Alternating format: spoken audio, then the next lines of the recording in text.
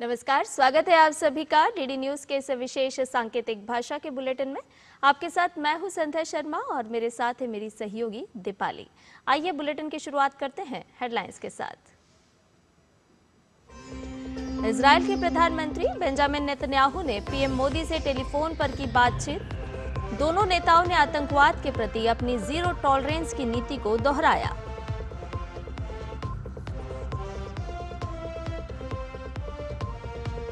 संसद के शीतकालीन सत्र का आज 9वां दिन। राज्यसभा में आज चुनाव सुधार पर चर्चा की होगी शुरुआत। वहीं लोकसभा में विनियोग विधेयक पर होगी चर्चा।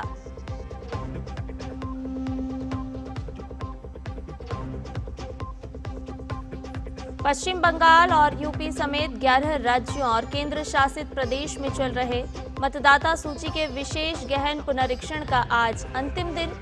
चुनाव आयोग की अहम बैठक भी आज।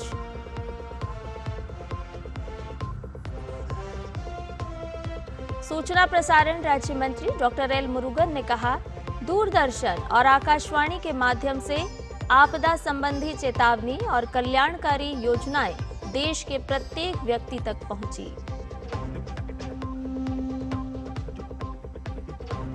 और भारत ने जूनियर हॉकी विश्व कप में जमाया कांस्य पदक पर कब्जा। अर्जेंटीना को 4-2 से हराकर जीता पहला कांस्य पदक।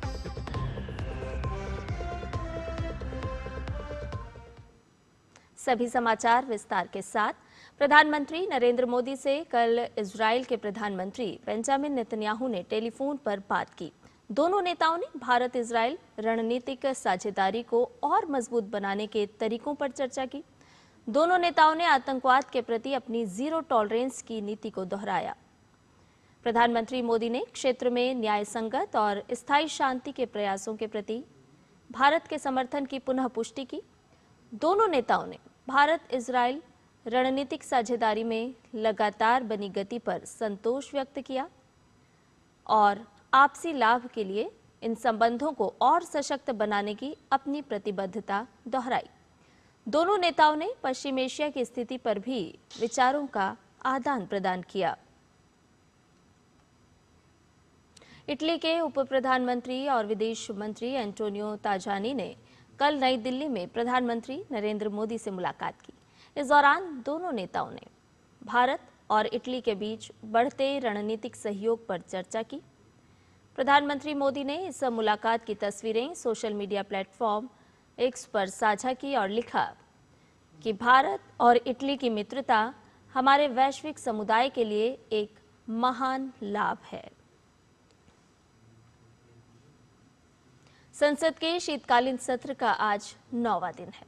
उच्च सदन में आज चुनाव सुधारों पर चर्चा होगी। इससे पहले इस मुद्दे पर कल लोकसभा में चर्चा हो चुकी है। वहीं राष्ट्रीय गीत वंदे मातरम की 150वीं वर्षगांठ पर चर्चा को आगे बढ़ाया जाएगा। 9 दिसंबर को राज्यसभा में इस विषय पर चर्चा की शुरुआत हुई थी। साथ ही राज्यसभा में आज केंद्रीय मंत्री डॉक्टर जितेंद्र सिंह अंतरिक्ष विभागों की अनुदान मांगों पर स्थायी समिति की रिपोर्ट के बाद किए गए कार्यान्वयन के संबंध में वक्तव्य देंगे।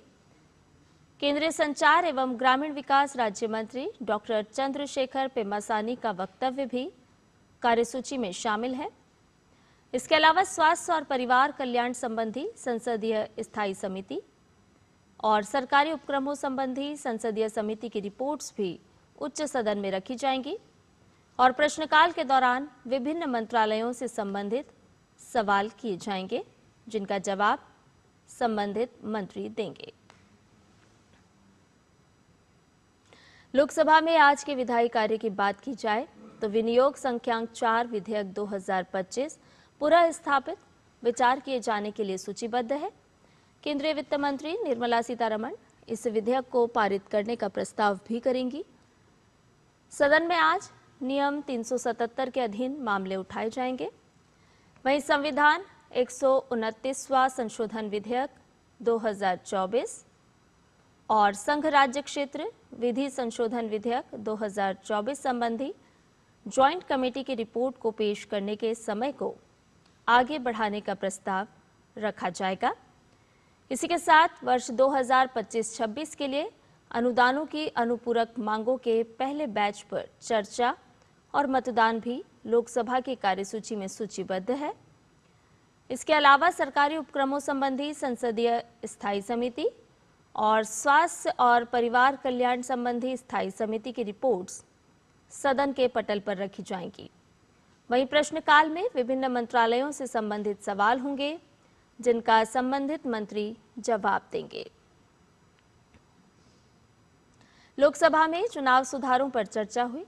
इस दौरान कल केंद्रीय गृह मंत्री अमित शाह ने भाषण दिया। उसी भाषण को पीएम मोदी ने अपने एक्स अकाउंट पर शेयर करते हुए लिखा कि गृह मंत्री अमित शाह का शानदार भाषण। उन्होंने ठोस तथ्यों के साथ हमारी चुनावी प्रक्रिया के अलग अलग पहलुओं और हमारे लोकतंत्र की ताकत पर प्रकाश डाला और विपक्ष के झूठ का भी पर्दाफाश किया। केरल को छोड़कर 11 राज्यों और केंद्र शासित प्रदेशों में वोटर लिस्ट के स्पेशल इंटेंसिव रिवीजन के फॉर्म जमा करने की आज आखिरी तारीख है।